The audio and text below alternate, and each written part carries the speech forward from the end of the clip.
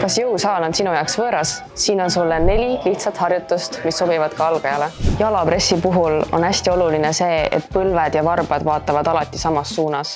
Jälgi kindlasti, et terve keha oleks kontaktis pingiga, nii tuharad kui alaselg. Ja kindlasti jälgi seda, et põlved ei läheks sul lukku, vaid väike kõverus jääb sisse.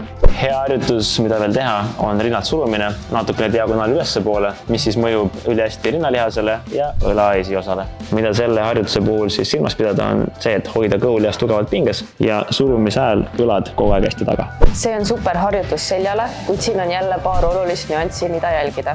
Küünalnukid hoia võimalikult keha lähedal, nii aktiveerib paremini seljalihaseid. Kujuta ette, et harjutuse lõpus hoiaksid sa justkui lihastega pliiatsid kinni. Mõnus harjutus reie tagaosale on Rumeenia jõudame.